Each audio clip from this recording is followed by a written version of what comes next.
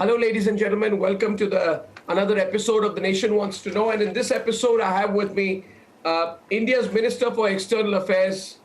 He's a strategist, a diplomat, a man with a very keen eye on global events and trends from an Indian perspective, Dr. Jaishankar.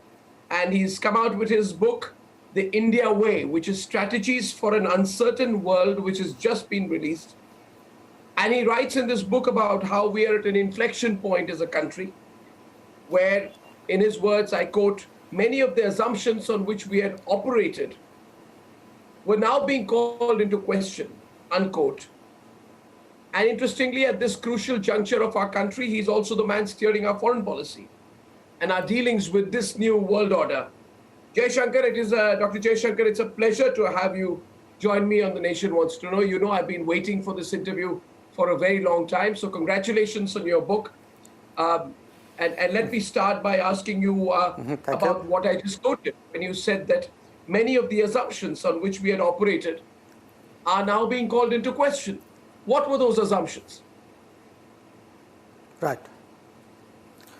Well, I think a lot of those assumptions were how the world looked like, what was the relative power of different nations, what were their balances, what were the rules by which they operated, where were we in relation to all of them. So these have actually been part of the changes. And when I speak, if I can give you a few illustrations of the assumptions. Yes. We assume a certain, a policy from the United States. And it is very clear, particularly over the last 4 years, that that is no longer something which the world can necessarily count on. We assume a certain reach and capability and influence of China. And again, you can see that the reality has exceeded that assumption. The European project, for example, was heading towards growing expansion. The EU has always grown till that assumption was challenged by Brexit. So you've had different developments in different parts of the world. That's one part of the assumption. But the other part of the assumption is also, how do you measure influence and power what is diplomatic currency in a way. And that's changed as well. I mean, today trade has become very strategic. Trade dependencies and trade relationships clearly have become a very big factor in diplomacy. Connectivity is another area.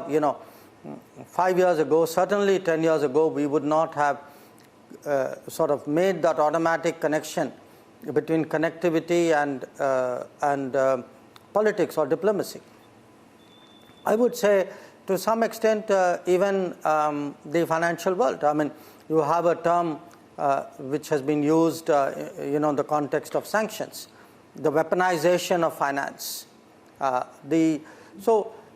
Today, when we look at how politics and diplomacy is conducted in the world, the players have changed, the balances have changed, the tools have changed, the behavior has changed, and by the way, in all of this, we have changed. I mean, if you look, when I entered the diplomatic profession, my memory serves me right, India in nominal terms was the 13th largest economy in the world. Today we are the 5th, and probably in some years to come we would be the 3rd.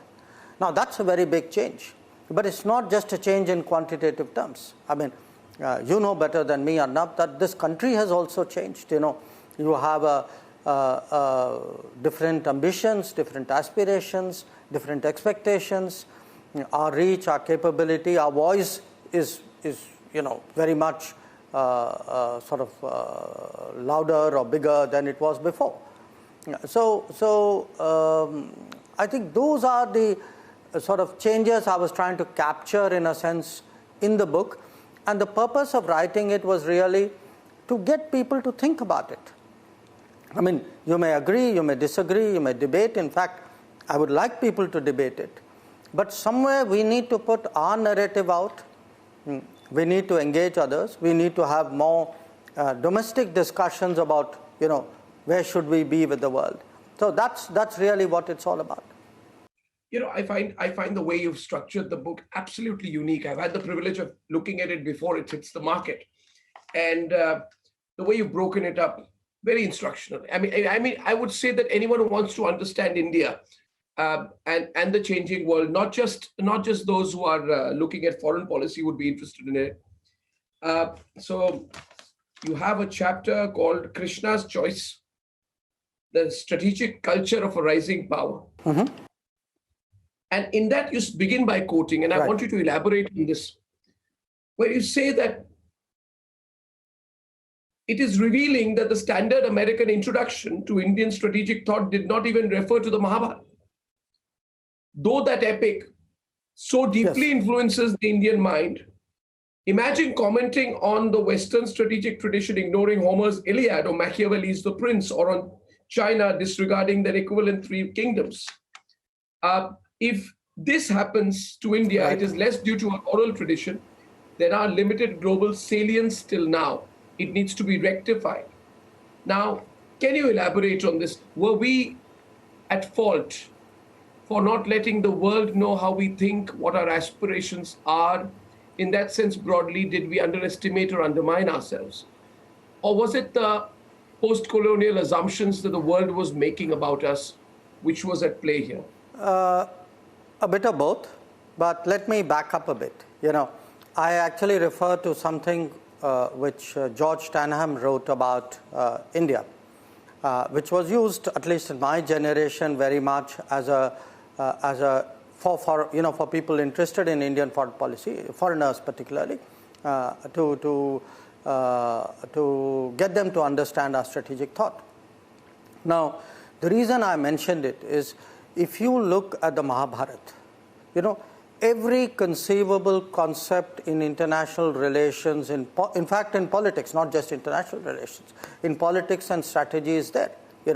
Balance of power is there. The concept of frenemies, the people, the countries who are your friends, but you don't fully agree with them. The regime change is there.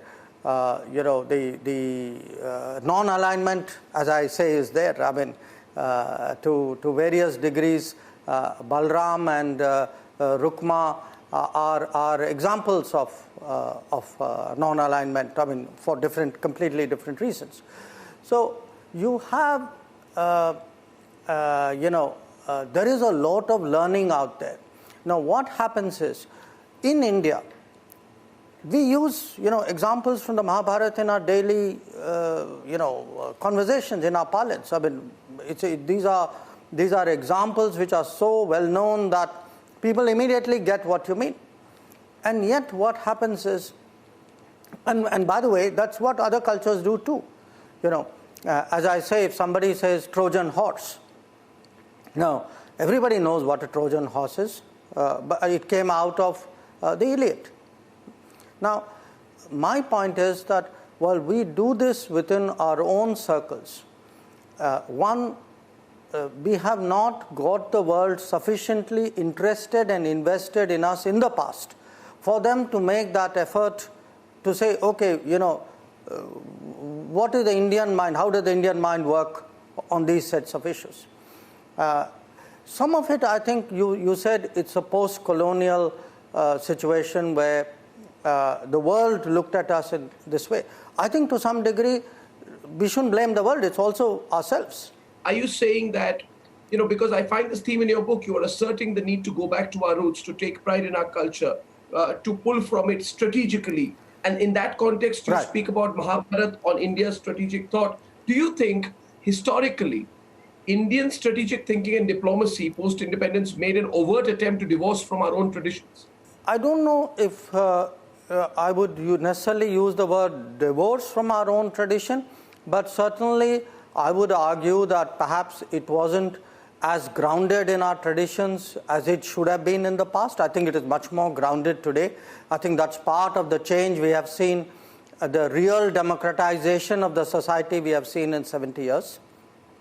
So I think today the metaphor and similes and analogies and conversations of this country have changed and have gone back much more to the roots than perhaps they did 50, 60. How old were you? How old were you when you joined the Foreign Service?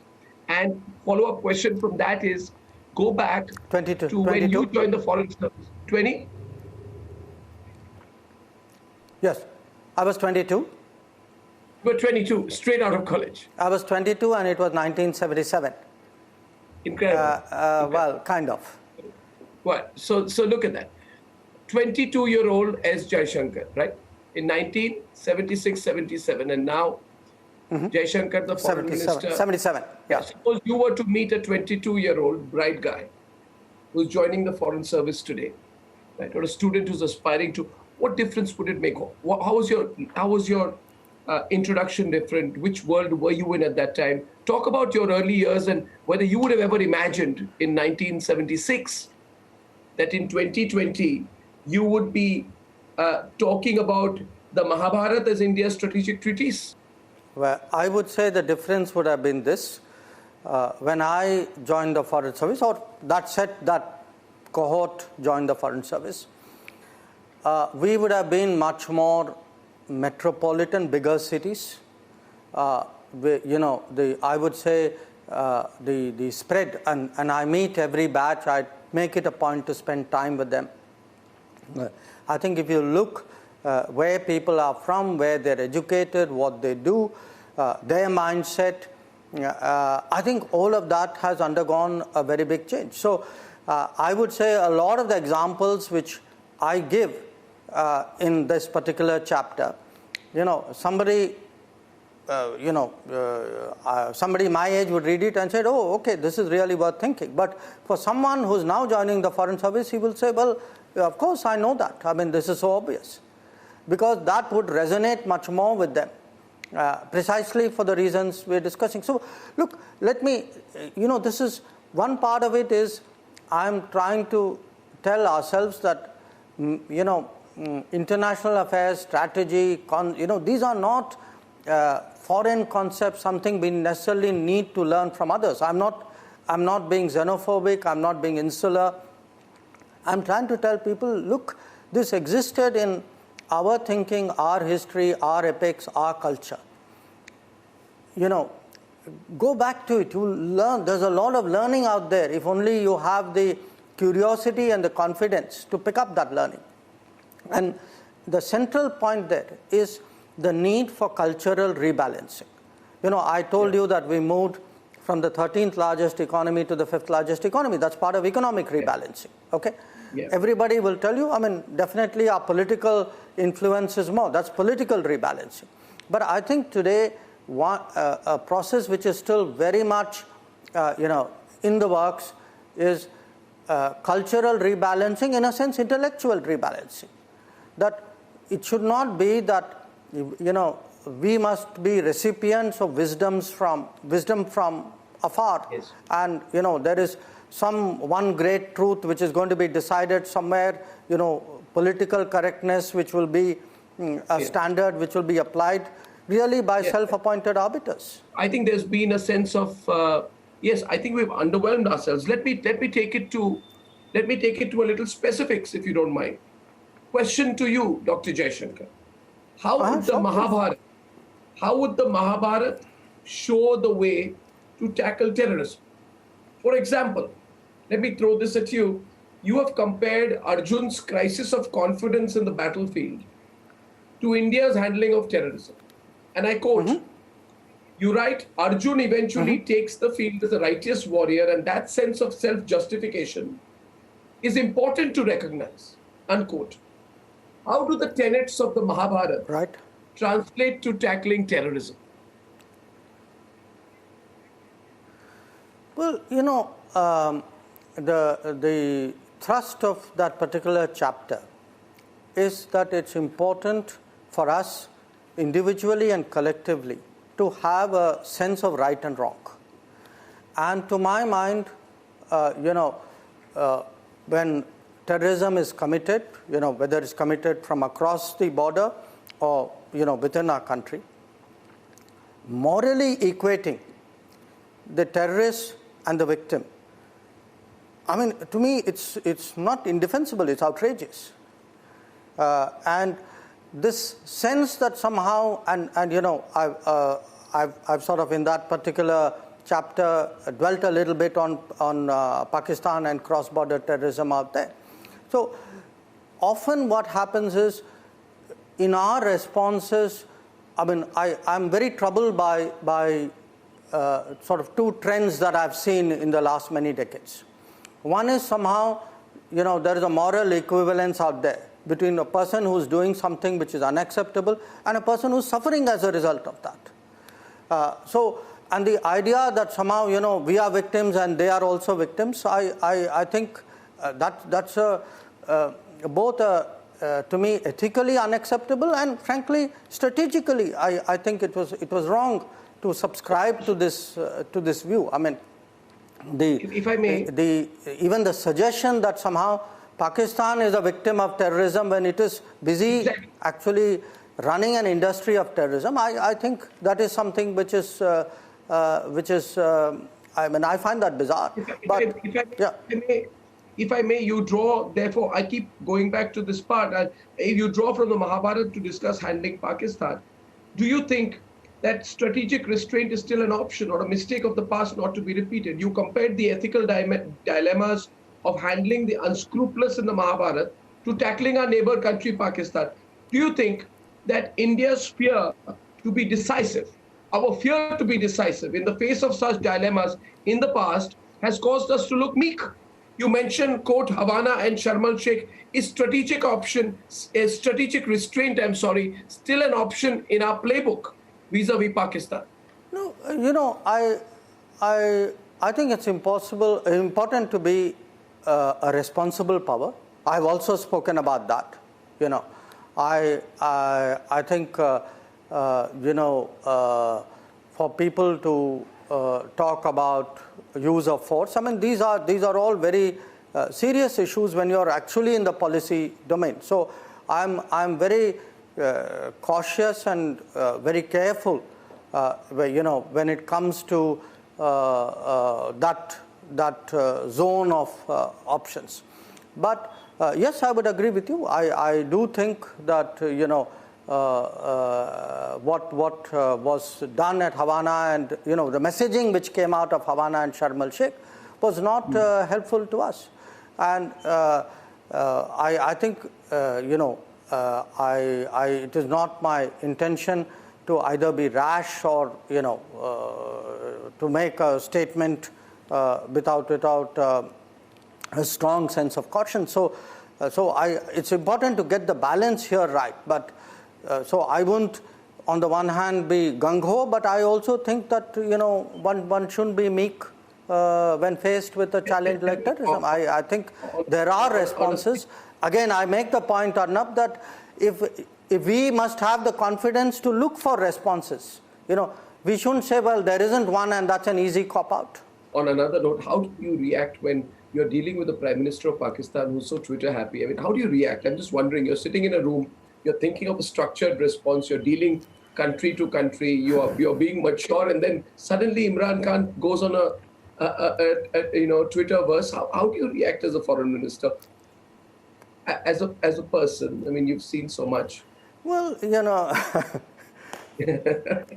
look, when you deal with a lot of countries and a lot of situations and a lot of people, you take everything in your stride. Yeah, but you talk to the Prime Minister about it sometimes? To our Prime Minister? Yes.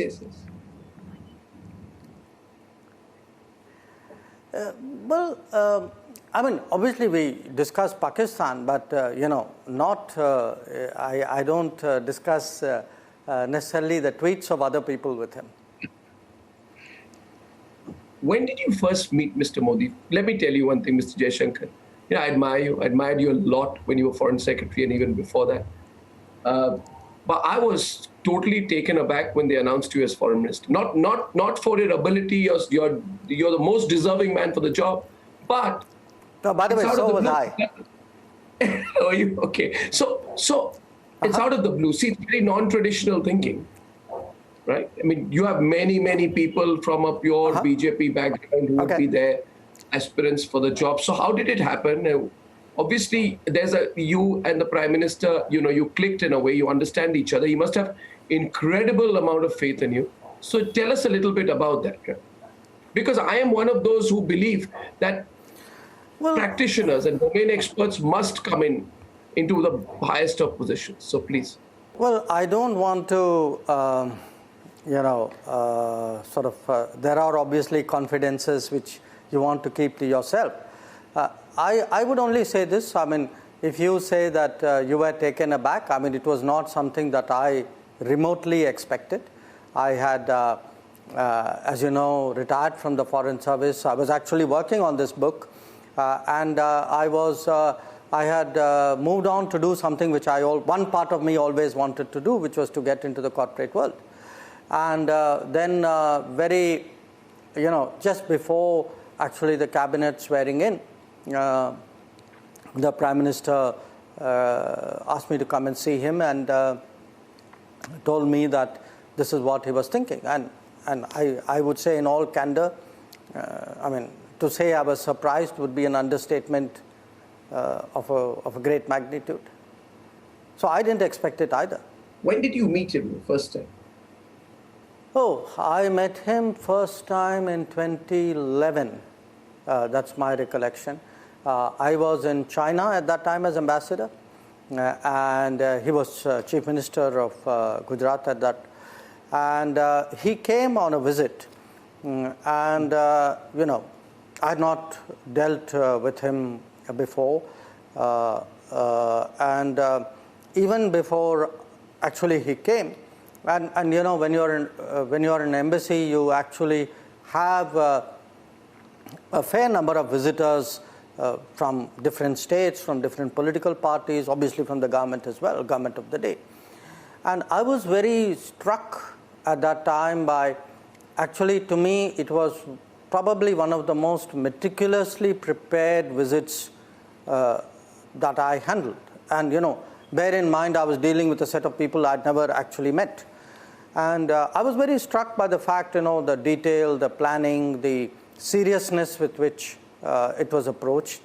And then when he actually arrived, again, the fact that, the briefing, we went into a briefing, it was very detailed, he asked a lot of issues, and we had at that time both some, there were certain political issues. My recollection is a bit hazy, but if I remember right, it had to do with staple visas and restrictions, where some things the Chinese who were doing, which sort of infringed our sovereignty. And there was also an issue at that time. There were some of our our jewelers who were from Gujarat who had been arrested and detained in China. So in the first, my memory of that visit was, he was very clear. He wanted a briefing not only about what he was going to do, who he was going to meet, but what were our national positions, because he wanted to make sure that he was very much in line with what was the national thinking. And then he asked a lot of these, what should I say, what should I not say, how do you put it? And frankly, I was left very impressed, to put it mildly, with the rigor and diligence of that exercise. So that's really where our acquaintance first began. It is said that the Chinese also were observing Mr. Modi very carefully, because they had some sense that here's a man who would be not just a shooting star, but someone who was going to play a bigger role in politics. And many people talk about that visit and the fact that, you know, it tells you a little bit about how Mr. Modi was observing the Chinese very closely as well, including their expansion into mineral-rich zones in Africa, things which he was very, very keen about. So these were two sets, you know, Mr. Modi and the Chinese, who were looking at each other in terms of what equation they would play in the future. You also thought so? Well, I would say the Chinese system obviously would assess, you know, Indian leaders who were coming in, and frankly, if I was impressed, I'm sure they were impressed too. So they would have taken, you know, his pronouncements and his engagement really with the same degree of seriousness. So I had little doubt that the overall impact on the Chinese was very, very impressive. Given that, and given, and you talk about it in your book also, you know, you are going to be attending the SCO's foreign ministers meeting very soon. You will meet your Chinese counterpart there. And you have said that I'm totally convinced that the solution to the LAC is to be found in the domain of diplomacy. By the way, I'll be meeting him virtually today. Huh? Virtually today, yes. So, question is, what is going on with China? Mr. Jaishankar, apparently a few days back, 29-30 at night, we got a strategic advantage. The Chinese tried to come in. We beat them back. It's been reported with special troops. They've been pushed back, and we've regained a part, you know, when they tried to change the status quo in the south bank of the Pangong Lake. Message seemed to be that there will be no hands-tied approach. I have two very specific questions from you. Don't think I'm headline hunting, but everyone's asking this question. You must give me a sense of it. One. Okay. No, I've not speculated. As you know, on our network, we didn't speculate. We reported the facts. Okay. We didn't hype it. Fair enough. I mean, but my question is that everyone's I don't want anybody to say Arnab pulled his punches. Okay. Now, I can't pull my punches with you on this, and I won't. I am an admirer, but on this, I have a responsibility to let my viewers know. I have two questions, drawing room conversation. One, Sure.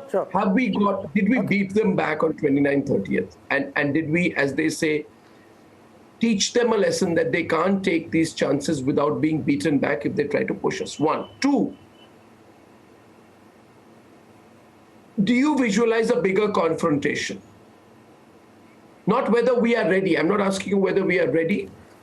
My question is, the Chinese have tried to open up multiple fronts. Do you see them increasing the level of the confrontation at any visible point of time in the future? Let me answer the first question. And to answer the first question, I've got to walk you back a little bit. Okay? You know, what we've had from sort of, you could say, end April, early May, is a large massing of Chinese troops along the LAC, which is not in accordance with agreements we have with them dating back to 1993, which says that both sides will keep minimum forces in the border areas. Now, typically, in the past, whenever there have been, you know, situations in the border, there's been a problem at a particular point, and then both sides build up around that point. This one was different because they came in very large numbers across a much broader front. Now, and then we've had a number of face-offs, you know, one of which unfortunately turned extremely violent. I mean, it turned deadly, and people got killed on both sides. Now, the point was, at various stages, what these developments from early May suggested was attempts by them to unilaterally seek to alter the status quo. So what happened last week was that there were movements on their side which suggested exactly that in the South Bank. So what, since this has been going on for some time, and obviously our forces were there in reasonable numbers, I think as a precautionary move, we responded to ensure that positions of strategic significance were not occupied by them. So that's essentially what happened. Now I realize, look, I put it in a much more clinical fashion because that's the business I am in. For me, this is one more development of a very difficult situation. In my view, a very, something which shouldn't have happened over this summer. But newspapers, media will put it very differently. Somebody will play up, special forces. So, look, this kind of thing is not, I understand the need for good stories. That's fine. After all, you have to, not you meaning you personally, but the media has to make life much more interesting. But I put it to you in a very sober way that through careful surveillance, monitoring, and taking the precautions, we ensured that our security interests were not compromised out there. Now, my view is, okay, that's done, but that hasn't solved anything by itself. At the end of the day, India and China have to talk. Now, we can talk at the ground level, through local commanders, at higher commanders, at diplomatic level, maybe political level. But this eventually, if we intend to settle it between us, we need to have that engagement and find a settlement. And to my mind, the principles of that settlement are very, very clear, which is that whatever has been agreed to must be honored, must be observed. And the second is, neither side should really seek to change the status quo unilaterally. Those are basic principles on which there can be no compromise. No, I completely understand. Last week you said the situation in the Galwan Valley was the most serious after 1962. In your book, you have written, before the clashes, you said India must respond unemotionally but effectively. My question is, obviously, the opposition's going for you, and they're saying, listen, all these talks are meaning nothing. What is Mr. Jaishankar doing? What is Mr. Modi doing? The Chinese are still trying to, it shows the fact that these incidents happen shows that the talks, whatever level, have been ineffective, and that the danger of the Chinese threat is still very severe. So my question to you, you didn't answer my second part. Do you foresee a Flashpoint situation in the future? Had we not known about it, so why would they try to alter the status quo on the southern bank of the Pangong Tso Lake? Why would they do it? And do you see a Flashpoint in the future? The opposition, or some people in the opposition, will say things. After all, they are in the opposition. So now, I would hope that they would take a more national and a more sober, responsible view of what, to my mind, what is happening in the borders is not just an issue of, it is not an issue of politics, or I would say even only of the government. It's a national issue. Everybody's security is at stake. So my point is, look, I am in politics, so don't get me wrong. I'm understanding or beginning to understand politics. I get that. So, but somewhere the desire to score points must be tempered by a larger responsibility at a time of a national challenge. That's my point. And it's not only for the political side. I would say that for the entire argumentative society. No, but does that challenge persist? Are the Chinese still challenging us? Are they looking to create a flashpoint? Are the Chinese looking to create a flashpoint? No. Okay. Arnab, so look, on the second point, I think it's important for both India and China to realize, and this is actually the case I make in my book, that if we are able to reach accommodation, call it accommodation, equilibrium, modus vivendi, whatever it is, I mean, pick your word. I'm not saying that our interests are going to harmonize on every issue, on even necessarily on all major issues. But I would still say there is a very strong case for an ability to coexist without the kind of situation that we are seeing now. Because if we don't do that, I think it's going to hurt both countries. I mean, you can't talk of an Asian century with India and China completely at odds with each other. The Asian century will not happen. So the point, therefore, I'm making is, common sense, strategic sense.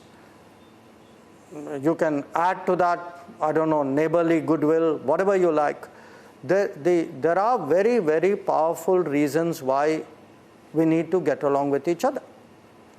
And I'm not putting a very high bar on what that getting along with each other means.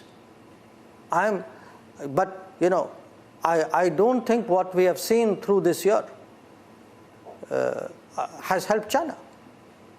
So therefore my focus has been, I mean, this is not in the book, it's because the book was finished before events took this turn. My plea in the book is for both sides to take a long view, but my statement since then, particularly around the border situation, has been that, look, don't seek to alter the status quo, observe the agreement, don't think that this will not affect the rest of the relationship. It will. I mean, if Indian soldiers get killed in Galwan, it cannot be that the rest of India will be impervious to that. I mean, you cannot have that assumption. So this is really, the point which I wish that the Chinese side will fully understand and appreciate.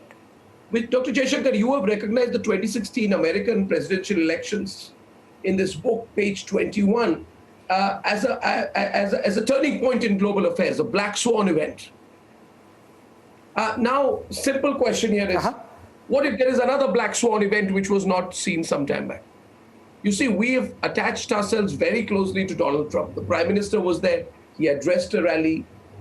But we are so close to the Trump administration, it is believed. Trump came here. He was feted around. All that happened. And then COVID happened. And now I find that the Trump is way back in the ratings. Simple question is this, that, and you have the Chinese belligerents at your doorstep. And you very well know that Kamala Harris, her views on Kashmir were completely pro-Pakistan. What if Trump loses? Will we get shattered? Will it impact all our play, because our play has been assuming that Trump will stay? Look, Arnab, I disagree with almost everything you said in that question. And I'll tell you why. I mean, first of all, yes, we have got along very well with Trump. I mean, that's quite obvious, with the Trump and his administration. And frankly, there's nothing we need to be defensive about. I mean, it is in India's interest that we make get the best out of any world situation, and the world situation, a lot of it revolves around the American presidency. So as a Indian foreign minister, or I would say any nationalistic, any sensible Indian for that matter, would actually say, okay, this is the administration of the day, the president. Let me see how our interests are best advanced. Now, your point about are we getting very close to one side or the other? I mean, please bear in mind, President Obama came to India as the first American presence at a Republic Day. Okay, so and if I were to go back, earlier, you've seen actually the India-US relations in many ways have very, very strong structural drivers, which is why even as governments are in transition at both ends. Actually, the relationships has kept growing. So I don't accept that, the manner in which you have sort of portrayed the situation. I mean, I genuinely believe, and I say this out of experience. I mean, we deal with both parties. We deal. I mean, obviously, whatever is the administration is the administration. But in America, there is separation of power. There is a Congress. The Congress often, in fact, right now, the House is controlled by the Democrats. So someone like Nancy Pelosi, for example, Speaker Pelosi, Speaker Pelosi has attended Prime Minister's community meetings in the United States as well. She came for the San Jose one. The Prime Minister has addressed the American Congress, which was a bipartisan invitation. So I think some of this, look, I also want you to be sort of think of it this way. There is politics in both countries. Okay? There is policy, obviously, in both countries. Very often, politics and policy run into each other. And what people do is because the political edge is much sharper, they tend to take you in a certain direction and suggest to you, your options are less, you made a mistake, you're over-invested there, you're under-invested there. I mean, I see a lot of this, frankly, as politics. I have every confidence in the strength of this relationship and in the fact that we have both bipartisan and non-partisan support for it. So that part of it doesn't bother me, let me tell you very bluntly. Pakistan should not be allowed to get away with cross-border terrorism. That are you going to have a dialogue, what kind of dialogue, comprehensive dialogue? I think the average person on the street sort of knew in their heart of hearts that, look, somewhere this is not right.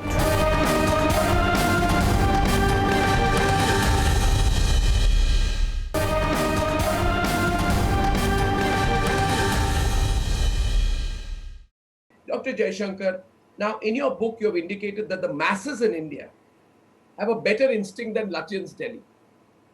And let me tell you, your ascension as foreign minister has been a blow for Lutyens Delhi. Because, you're very well educated, you're very well spoken, you're a man of incredible experience, and you've been writing a lot, you're very well accepted, your contacts are beyond countries and beyond political parties. They would love to co-opt you. They're waiting to co-opt you. Your becoming foreign minister was a huge blow to them. And when you say things like this, you are shattering them on a daily basis. Now, I want you to expand on the theme. The sentiment on ground today is of unfettered nationalism. There is a sense that when there is an incursion, when there's a terror infiltration, when there are attacks on Indian soil, we must hit back. I want you to expand on the theme, the Lutyens disconnect. You're a person very much at ease with yourself. You're comfortable in your own skin. And you do believe, I think you told me once in I shouldn't be talking about private conversations, but when I met you there, you said, even the way we dress and the way we conduct ourselves today. And you told me how you tell the young foreign service, inductees and others that we don't carry India on our sleeve, but we are very proud of our Indianness. Can you explain that in the context of the Lutyens disconnect, which you've spoken about as well on many occasions? Well, one, of course, I phrased it a little provocatively exactly because it's a book. Okay? Can I quote you? Can I quote you before you carry on? Let me quote Jaishankar. Huh? Let me quote Mr. Jaishankar for a bit. Page 109. Please. Page 109. Book excerpt. It may be hard for diplomats to digest, but the Indian street has often displayed better instincts than Lutyens Delhi when it comes to assessing opportunities and risks abroad. Their geopolitical understanding may not be formal, but they intuitively know with whom to trade and where to travel.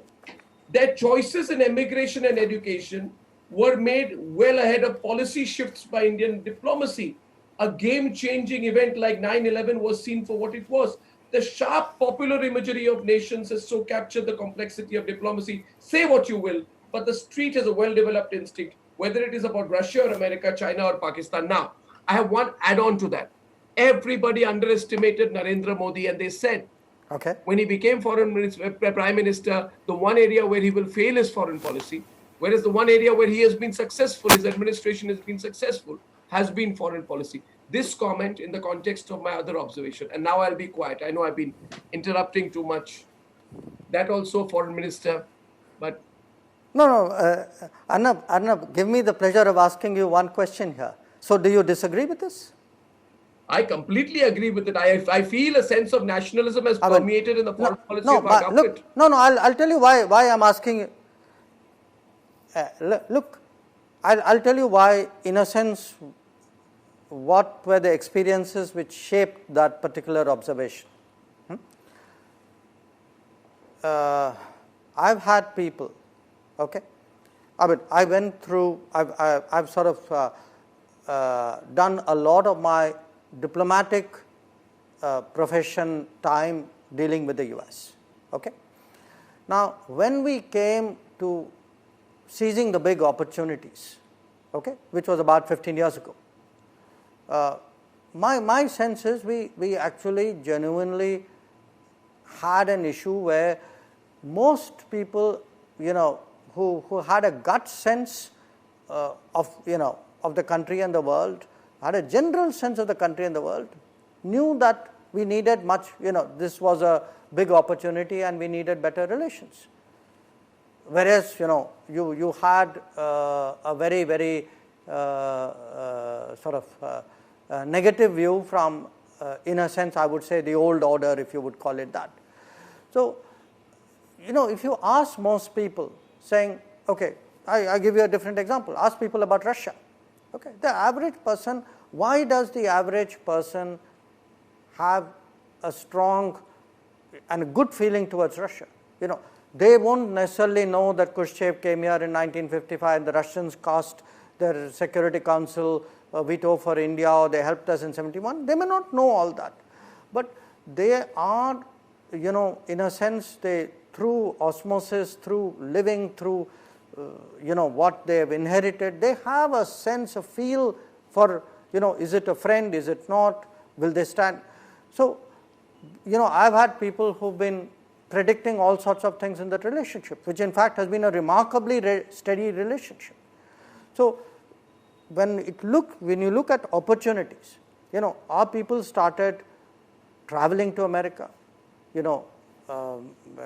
emigrating there, trading there, doing business, so your sort of your nose tells you, yes, this is something that will be in our interest. I mean, there's a sort of a gut instinct out there, and it could be the other way around as well. Again, my sense is the street actually has always felt in the past that the issue of cross-border, that Pakistan should not be allowed to get away with cross-border terrorism. That, that are you going to have a dialogue, what kind of dialogue, comprehensive dialogue? I think the average person on the street sort of knew in their heart of hearts that, look, somewhere this is not right. That a country, a country which does cross-border terrorism, which doesn't trade with you, which doesn't allow normal people-to-people contact with you, which blocks your connectivity, I mean, surely there is something fundamentally wrong out there.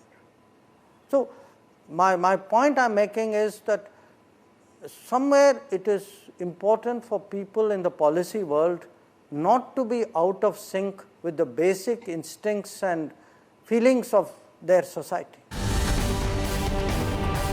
Like I say here, I spoke earlier of the Indian street. I can tell you the global street wants us in the UN Security Council. I mean, often when I go to other countries, meet other foreign ministers, talk to other people, even, not necessarily foreign ministers, I think the majority of countries in the world would like to see us there.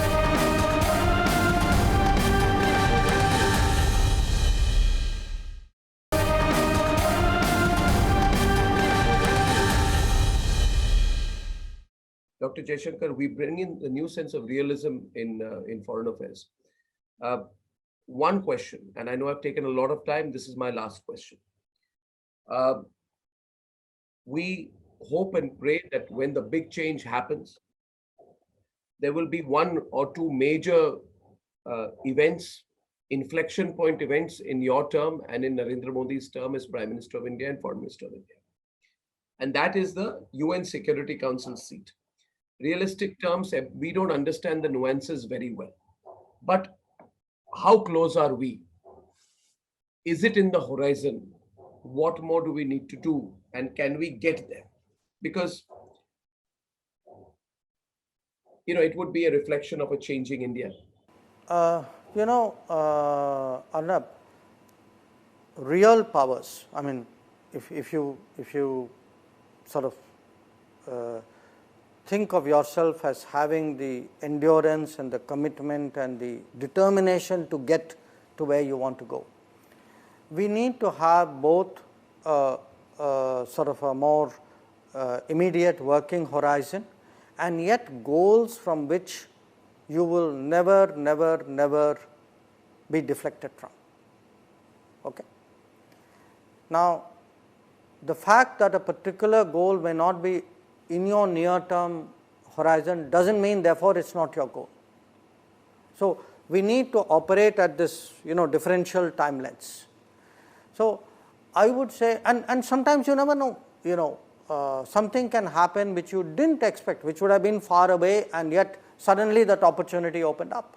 There's a high degree of unpredictability in global affairs. In fact, if anything, it is increasing. So I would say there are some issues where we must remain resolute, we must remain committed. And again, like I say here, I spoke earlier of the Indian street. I can tell you the global street wants us in the UN Security Council.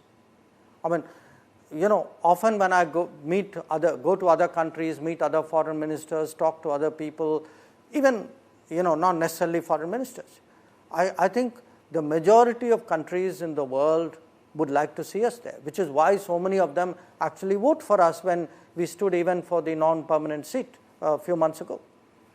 So the point again here is, look, there is this contestation between the old order and the new order, and by the way, there isn't a single old order. I mean, in the United Nations, the countries who are currently in the, have permanent membership are not really actively facilitating a process of reform, to put it very, very diplomatically. Okay. So, and these need not be Western countries. I mean, some of our problems are with non-Western countries. The issue is also, in other areas, the contestation, some of the contestation is between the West and the non-West. Some of it is between, democracies, non-democracies. Some of it is between the 1945 order and the changes which happened after that. So there are multiple contradictions and multiple sort of games at play all the while. But what is important is we have to look at a trajectory. I would be, if I were doing a self-audit, which by the way I keep doing regularly, I have to ask myself, okay, the last 6 months, am I better off than where I was? Have I taken full advantage of the opportunities? Did I, even in adversity, find ways of improving my position and advancing my interests? So it is relentless. This is sort of, in a sense, an endless game, if you would. And what it requires is that, at one level, a very strong passion to take your country forward. At the same time, a very strong professionalism to know how to do it. So, I mean, we had this corona period. Now, even in the midst of all of these challenges, we've actually sent out medicines to 150 countries. Okay, and a lot of countries, I mean, many of them were really, we had islands in the CARICOM or in South Pacific. In many cases, I have personally spoken to the foreign minister. I cannot tell you how much they value not just the medicine, the fact that somebody in India said, I want to make sure that all the medicines in the world are not cornered by the big countries, the rich countries. Yeah. And there's, somebody with a sense of fair play is looking out for us. I think there is an India brand. And that is why in that Krishna's Choice chapter, I make that very strong point about ethics. I would not like to be just known as a powerful country. I would like, to me, doing the right thing, being just, being there for the rest of the world, these all matter. They are part of the India brand, and that is why the India way must, not do pure balance of power politics, not be transactional, not be self-interested in that sense. You would have noticed I don't use that word India first. I mean, because I don't first with a capital F. I may use it with a small f, which is to advance our interests. But it cannot be only to advance our interests. Yeah. I think that will differentiate us from a lot of other countries out there. Well, I'm so grateful you gave me this time. Can I say 3 things to you? You are a man. Every time I talk to you, you are a man with practical wisdom. Absolute practical wisdom. I find you a very practical man. Practical wisdom. I have never seen a person with as much clarity in his domain area, and that comes from your experience. But you have national commitment. And I've said this to you, I don't say it to politicians, by the way, you are a politician now, but may that national commitment stay. I congratulate you on your book.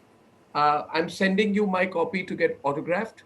And Mr. Jaishankar, may you have many, many, many more years in service of this nation. Thank you so much. Thank you for talking to Republic. Thank you. Thank you, Arnab. It was a pleasure.